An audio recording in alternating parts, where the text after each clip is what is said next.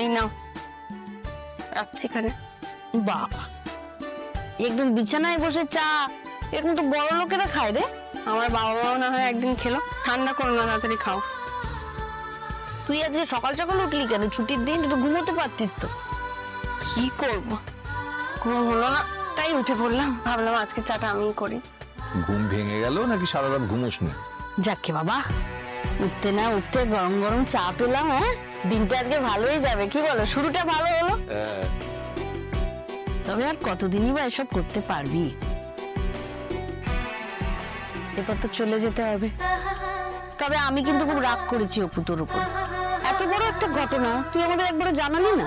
বড় কথা জানালাম না? কি কথা? ওই যে তোর অফিসে একটা কি বড় সমস্যা হয়েছিল, তুই একা হাতে সব সামলে দিয়েছিস। তা তোমাদের কি জানালো? তো তুমি কি ভেবেছো তুমি না বললে আমাদের আর বলার লোক নেই? রাজলক্ষ্মী ম্যাডাম ফোন করেছিলেন, উনি তো বললেন সব কথা, খুব গর্ব করে বলছিলেন তোর কথা। আচ্ছা হ্যাঁ রে মা, তুই সবকিছু সামলালি কি করে বলতো? আমি খুব একটা কি সামলেছি জানি না, তবে সামলানোর চেষ্টা করেছি। তুই চেষ্টা করলে যে অসাধ্য সাধন করতে পারিস সেটা আমি খুব ভালো করে জানি। আর এটাও জানি তুই আর আর্য স্যার মিলে সবকিছু ঠিক সামলে নিবি। কে ওখানে?